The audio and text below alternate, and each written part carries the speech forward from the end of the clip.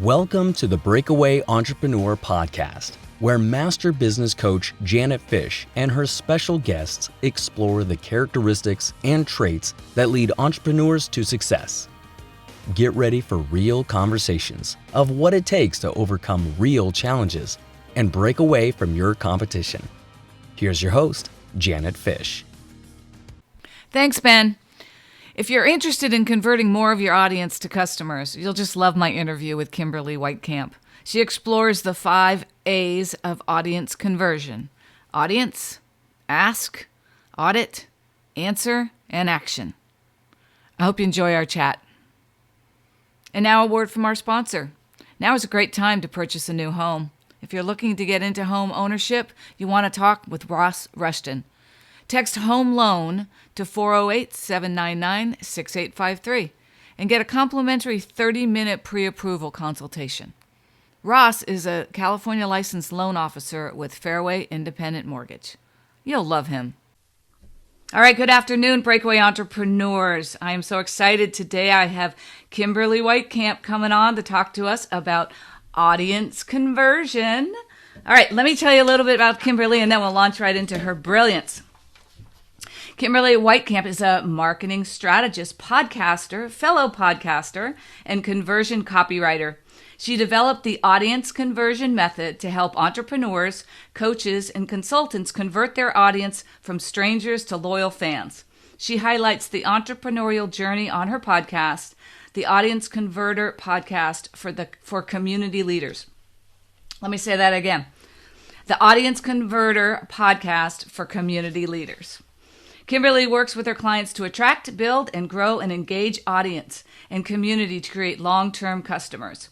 She specializes in emails, landing pages, sales pages that convert.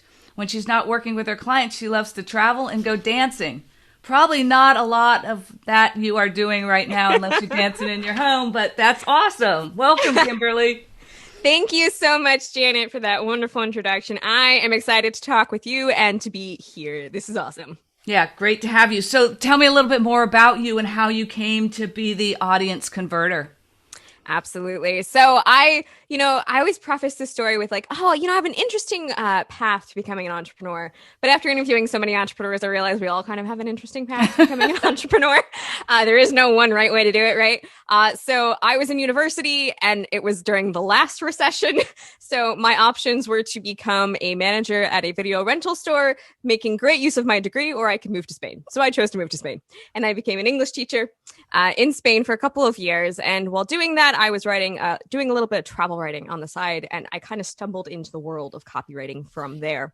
Fell in love with it. It was awesome. It was fantastic. I was super excited about pretty much everything having to do with copywriting and marketing. And the idea that you could use words to help other people, right? Like write words and connect your message and connect people to who were looking for particular services. And I didn't have 20 years of corporate experience like a lot of copywriters do who make it as a second career. So I was like, well, I know one thing, and that is travel, because I have worked and lived and traveled abroad for several years. So I got into the travel industry for a couple of years, doing a lot of software for travel. And I just kept hitting this wall. Like, people weren't as invested in the marketing. There was a lot of education to do. The travel industry was really far behind in terms of digital marketing because of the way they used to market to people. And then I went to a conference for podcasters. I had just started my other podcast, and I met a bunch of entrepreneurs, and I was like, these are my people. These are the people I want to help. These are the people I want to hang out with. These are the people I want to help make a bigger impact, because all of them were super invested, not only in what they were doing, but in what they were doing as a way to help improve the world, which I just kind of loved. So I transitioned from, hey, I'm working only in travel, to working with entrepreneurs, but I used my experience in travel software, which used to have about a 12 to 18 month buying cycle. So from the time somebody would hear about a company to the time they were ready to buy the product, it was 12 to 18 months, which is a really long time to keep somebody engaged. So I took those lessons and that knowledge and applied it to the world of entrepreneurs, and the Audience Converter was born. Awesome. Tell me a little bit about what the Audience Converter method is. So the audience conversion method it's a marketing framework for people to kind of make it make sense, right? A lot of people, they'll get kind of lost in what you call the jargon of marketing, or it seems like this big hurdle that's kind of insurmountable for a lot of people. So with the audience conversion method, especially with the people I work with who are coaches, who are people who are interested in making an impact and making a difference, they don't want to get into this mindset of, well, how do I sell? Or what's my product, right? They just want to help people. So at the heart of the audience conversion method, and it's the way I create marketing materials, is how can I help you? And there's 5 parts to the audience conversion method. There's the audience, the ask, the audit, the answer, and the action. And basically what it is it's helping people create their marketing materials with the audience at the heart of their entire marketing plan. So a lot of people I have met through the years take what I call a logistics first approach to marketing. That's, hey, I need to go live on Facebook 5 times a week, or I've been told I need to email my list once a week, so I'll do that. But they don't have a plan or a strategy in place, and they kind of forget that leads are actual people. So with the audience conversion method, you define and really hone in on who your audience is first, and that helps you figure out exactly what to do in your marketing forever. So we kind of have started with the answer. So I want to go back a little bit to the question because I love that, and we might go deeper in that. But you created the audience conversion method. I called it converter. Sorry. That's okay. No problem. You created that methodology because you saw a need. So what did you see as the biggest challenge in the entrepreneur's world? And I'm assuming this is primarily digital marketing. However, I am sure that when you talk about defining the audience and all that thing, that's also applicable offline. But let's just focus on what's the biggest challenge you saw in the entrepreneurs that you were working with from the perspective of how do I get from here to here as it comes to digital marketing? Absolutely. So I actually started creating the audience conversion method while working in travel software. And that's because I met so many people who they knew what they wanted to write about, but they forgot that they were talking to their audience first. Okay. So I would ask them, who is your ideal client? And my answer would be something like, we work with hotels who have over 250 rooms. And I would tell people, look, a hotel, it's a building. Building's not going to read anything you write. A person's going to read what you write. So who is that person? And I found the same kind of disconnect when talking and working with entrepreneurs. It was, I work with women between the ages of 25 and 50 who want to lose weight. And I said, okay, you have defined, I'm pretty sure about 50% of the entire female population in the whole world. It's a little bit broad. So what I find is that people know so much about their topic. They're so involved and they're so deep and they're so entrenched in their topic and they love it so much that they sometimes forget that to get new people into their audience, to get new people into their community, they have to bridge that gap. So they're speaking their language and the audience has their language and they're not speaking the same language. So what I help people figure out is not only who is the audience I'm talking to, but what is the language they're using, and then transitioning to them from these are the phrases and the searches and the words that my people are using, and then introducing them to your own language so they can become a part of your community by using your inclusive language, and then becoming, a bigger member and more engaged with your community. But now you're speaking each other's languages, right? But a lot of people are great with talking to those who are kind of already along the path, but they forget that to get new people in, you have to introduce them to all of those new words that other people don't know yet. So I love that. And so I just want to reiterate what you said for my breakaway entrepreneurs. Use the language of your prospect, not your language. So Yes. I love that. Educate them to your language, but you've got to you got to make them feel as if they connect with you through their language. So I love that part. And the other part, which is so near and dear to my heart, community. Like make your prospects feel like a community. I do that a lot with my prospects and my clients because that's one of my favorite things about what I get to do as a business coach is not just coach somebody, but bring them into a community of other entrepreneurs. Absolutely. So I absolutely love that. I want to drill down a little bit on copywriting because I know that's not all that you do, but that's a part of what you do. And so I, as an entrepreneur, have spent a lot of time writing stuff, which probably sucked, right?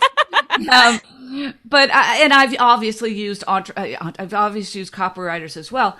But talk about the block, or talk about just why entrepreneurs should consider working with someone on the copy, especially in the digital world. Because when we do networking face to face, there's a lot of leeway because I see you, I'm talking to you. I might not use the right words, but you're face to face, so you are knowing something about me.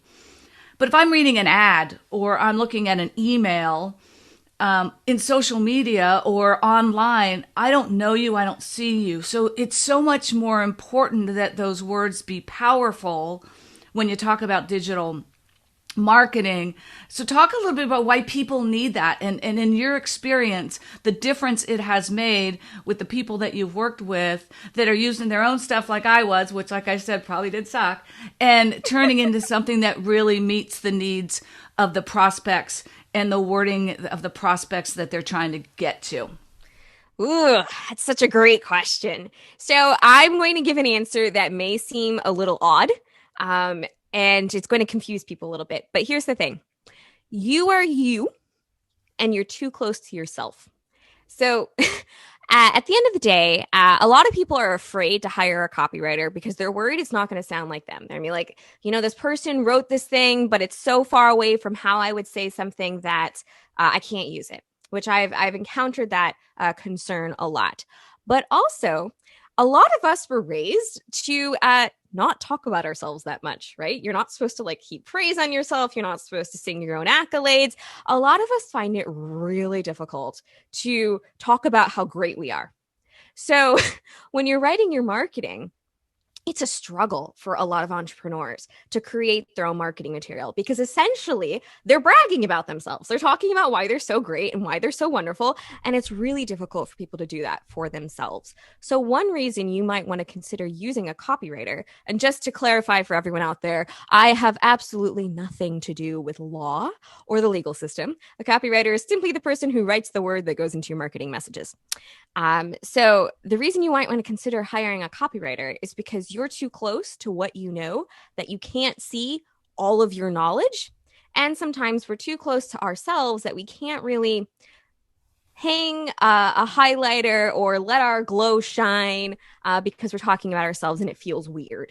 So oftentimes your marketing needs to sound like you. And I have found so many people who are like, well, this is what I do, but I don't know how to say that in marketing speak. I'm like, well, in marketing speak is exactly what you just said. But there's a disconnect for people because they're worried about fitting some type of mold, but also they're kind of reluctant to shine their own light. And I think that you're right. I think that's a big one for a lot of us, especially you said you work with a lot of coaches and things like that. We're probably the worst at that because all of our focus is about in service of others. Mm-hmm. So it's probably harder for us to sing our own praises just because we don't think that way. We think about how do I make life better for you. So I totally get that. I probably am one of those people for sure. Can you share with us a couple of success stories that you've had working with entrepreneurs, turning them around from some of the things you talked about that can be our blocks, and got them into successful digital marketing? Absolutely. So one of the other big blocks that I find is that people feel they can do it themselves, so they think they should do it themselves, but then you don't know what you don't know. So one of my favorite success stories is a person who was launching their course and they thought they could do it all themselves, right? They had participated in other people's courses. They'd seen it done for other people. They're like, oh yeah, I've got this, right? I know what I'm doing. And they'd created a lot of their own copy for the launch. And they're like, we're getting close. I think what we want is we want to bring in a professional just to give a final look over, right? Take a final look, review everything, make sure it's all up to par, and then we can use it. And we had that initial conversation. They reached out to me and I asked them a magical question. And I said, okay, so I noticed you gave me access to all of your stuff just so I could review it. Do you have this particular email? And they're like, well, what's that? I don't know what that is. I don't think we have that. Do we have those? No, I don't think we have those. And I said, yeah, if you use that particular email, usually you're going to see a bump of 50% in your orders. So a 50% increase in your conversion rate. And they're like, really? We don't have that. So they didn't know what they didn't know. So they hired me. We worked together. I optimized the copy they already had, right? But then there was a good probably 10 emails or 10 other missing pieces throughout the launch process. And true to what we had discussed, creating that one final email, that one missing piece for them, they saw 50% of their sales on the day those emails went out. So, that's a huge example of, you may take all the templates, you may take all the courses, but if it's not your passion, if it's not what you should be spending your time on, then it's really easy for you to kind of have those blind spots, to not realize that you're missing something. You don't know what you don't know. So even getting somebody in for just an hour conversation to talk through what you do have, to go over it, to review it, to see, hey, is this on the right track, can make a huge difference for people. Yeah. So the audience conversion method. Sorry, for some reason I thought I was going to start with the D. So the audience conversion method, because we've talked a lot about copywriting. It's not just copywriting. And I wrote down is it 5A? Like I wrote down 5 A's because weren't all of the 5 steps A's? That is correct. Okay, so I wrote down 5 A's. But it's not just about copywriting. It's all of it. It's the emails. And one of my pet peeves is my clients say, yeah, I followed up with an email campaign of 1. Like an email campaign is not 1, right? An email campaign is 7 to 20 because that's what the marketers say it takes to get people to take action. So it's not a methodology or a method that's just copywriting. It's all the steps through lead generation, through and as you focus on sales conversion. Absolutely. It's an entire marketing strategy. So oftentimes when I was talking about logistics first marketing earlier, a lot of people, they'll see the gurus out there who are like, I used Facebook Live and I grew my list to 10,000 people and $50,000 in sales in a week, right? But they don't talk about the strategy behind it. They just claim Facebook Lives were the way to go.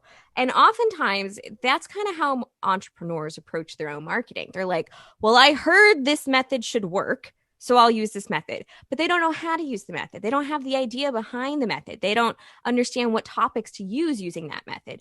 The way the audience conversion method works is you can use it on any platform. You can use it in an email. You can use it on social media. You can use it on video. You can use it on your podcast.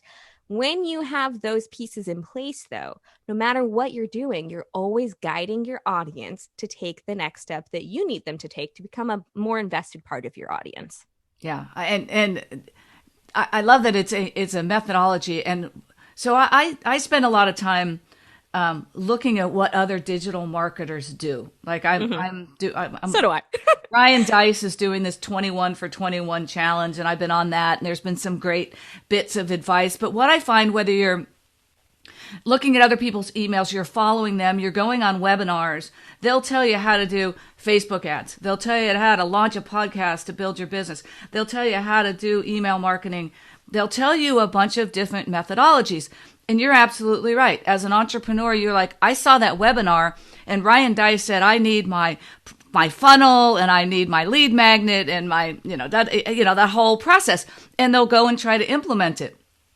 One, you don't know if that's the right methodology, the right strategy for you. You just talked about a whole bunch of different strategies. You, in addition to your brilliance on helping them figure out how, and most of the time they don't really tell you how, they just tell you what. Exactly. You help them identify what's the right of all these strategies, what's the right strategy for me, and then help them actually figure out how to do it, which most entrepreneurs will go listen to somebody or they'll buy a course and they'll run down that rabbit trail trying to figure out how to do it on their own because someone's telling them what, but not really how.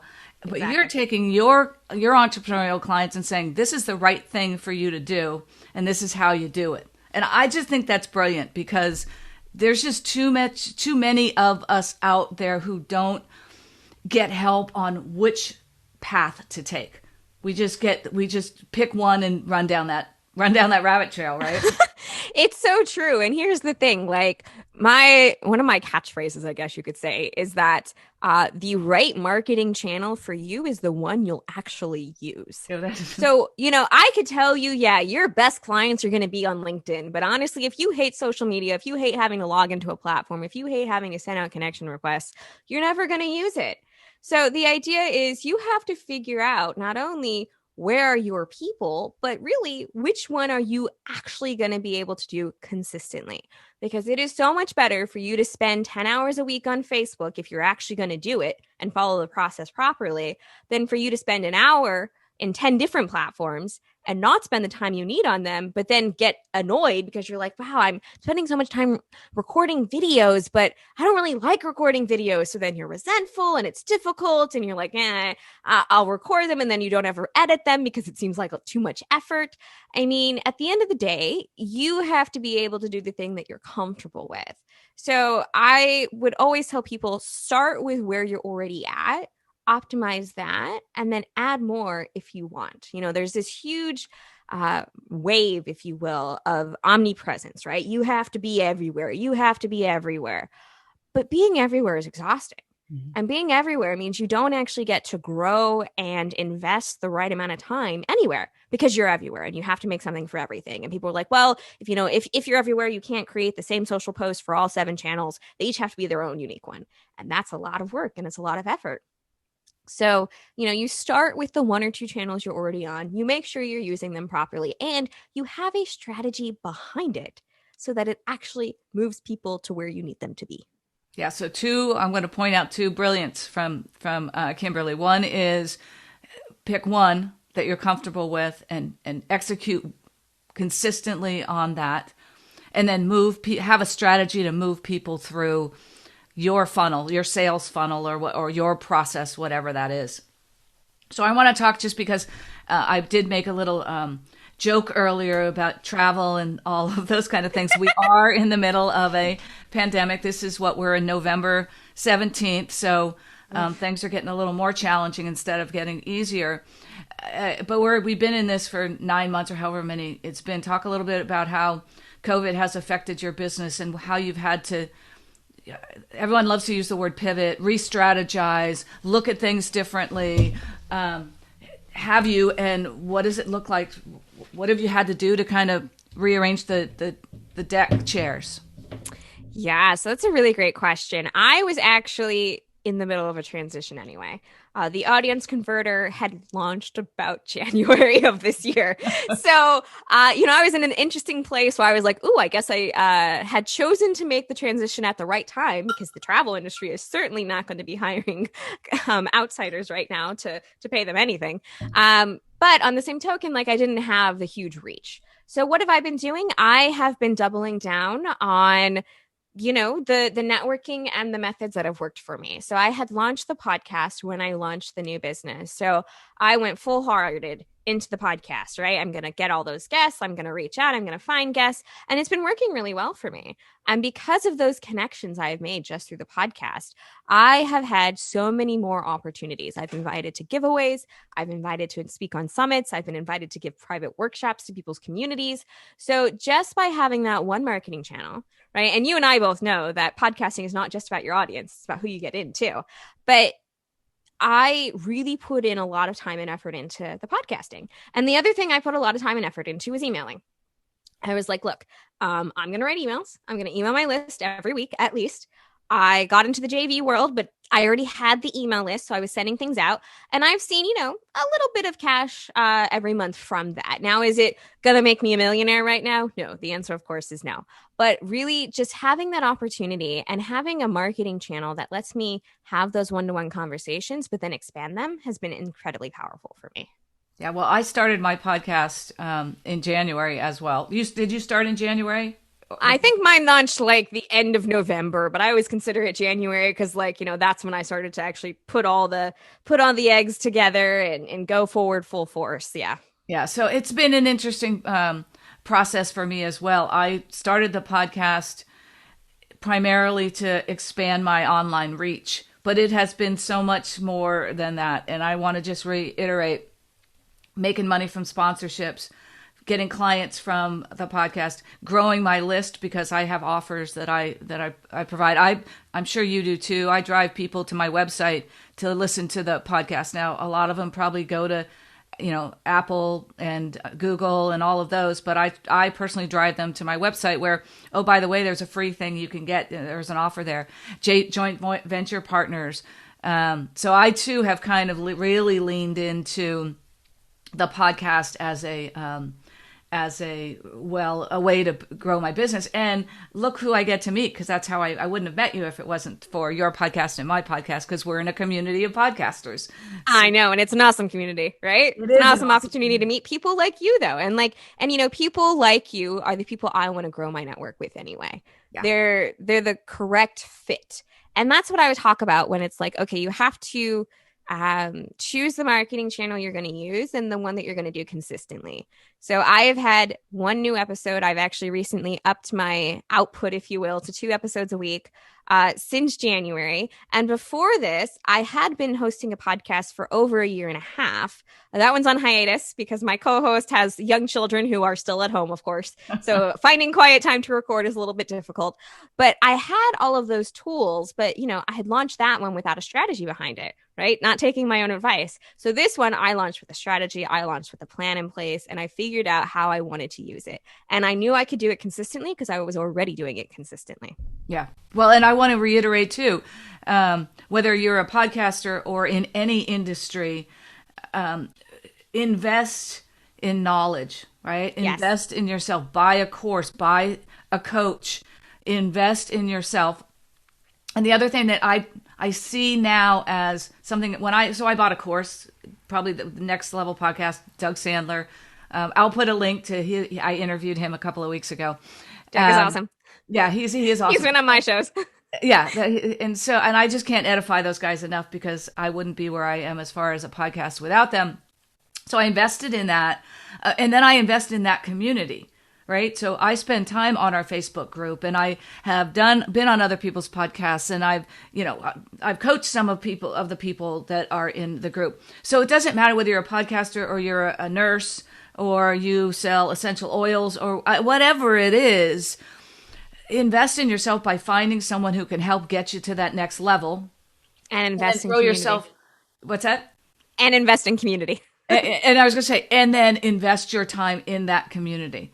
Yes. Because those are the two, probably the biggest things that have changed my business from when I invested with Next Level Podcast, which was only a couple of months ago, and where I am today. Those two things have been huge. What was my next question? I don't know. I had this super question. Oh, I know what I wanted to ask you. What's the biggest challenge you're facing in your business right now? So the biggest challenge I'm facing in my business right now is time management, for sure. I'm actually putting together a summit for January to help people reset from 2021, right? You're going to reset for 2021 because 2020 threw a lot of us into chaos and a lot of us for a loop. And there's so many different moving parts, right? And I find it really easy to figure out all the moving parts that are missing when I work with my clients, but now I'm doing it for myself, right? And figuring out where to put my time, where to invest my time, where to invest doing all of the different things that need to be done. I just actually hired a VA team. I'm so excited. I've started handing off tasks that's part of my time management. But it's an ongoing struggle. I tend to go in ups and downs, right? When I first got started as a copywriter, I would easily spend like 12-hour days. I was working every weekend and I was like, this is not sustainable. So then I started to cut back. But then when I launched the new business, I was like, I've slowly been inching back into that. I'm always seem to be working. So I started to reset my boundaries. Like one of the things I do is I create theme days. So some days of the week are to work in my business and some days of the week are to work on my business, so that I always have enough time for each. But these last couple of months, I had let those kind of merge. And now I'm working on really, solidifying those boundaries, if you will. That's great. I love the hiring part because that's such a huge part about how we grow. And so congratulations on you to... Thank you. Oftentimes people are like, well, I have to do everything myself. One, that's not true. I don't have enough money to do it. That's not true. I'm the best person to do it. That's not That's true. not true. So, right? So good for you to realize that and to move forward. Okay, so I know you have a giveaway. You talked about the summit. And I just want to share this with you because sometimes people that I connect with, that I really connect with, which I have with you, I just decided a week ago to do this workshop. It's a 1-day workshop, December 5th. And I'm like, okay. Okay, I'm running. Like yesterday or over the weekend, I started with the copy. Like I haven't even written the copy for it yet, right?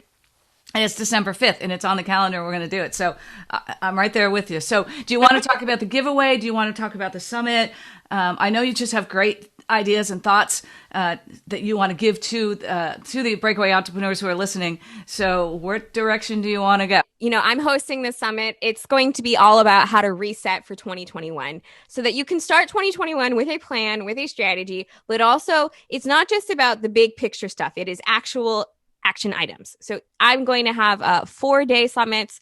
I'll be having speakers in 4 different areas because I am a big believer that being an entrepreneur means that there are so many different things that need to work together. It's not just about your marketing. There's so many other parts you need to focus on as well. And that's what I talk about a lot on the Audience Converter podcast. So I'm actually getting speakers who are talking about management, marketing, money, and mindset.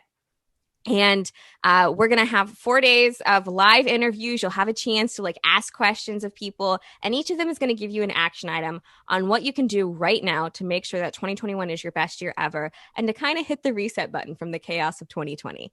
So definitely go check out bizresetfor2021.com and you can sign up for the summit. All right. So, thank you so much. This has just been really, really, really great. I love chatting with you. There's so much more. In fact, I'm probably going to have you come back on because there's so much more that I know that we can chat about. But I want to just give you a very heartfelt thank you. I really appreciate you coming on today. Oh, thank you. It's been so much fun. It's one of my favorite things to talk about, honestly, is marketing. And I love chatting with people, especially when you have such great questions. So Janet, thank you so much for the invitation. All right. Thank you. All right. Breakaway entrepreneurs, I want to leave you with this one thought. Success starts with your mindset, but it takes massive action to get you there. All right. Thanks again, Kimberly. Ben, take us out.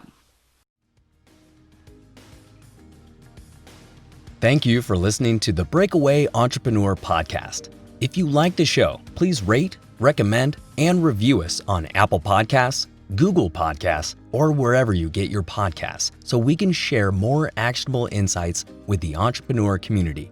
Until next time, challenge your mindset, be bold, take action, and financial freedom will follow.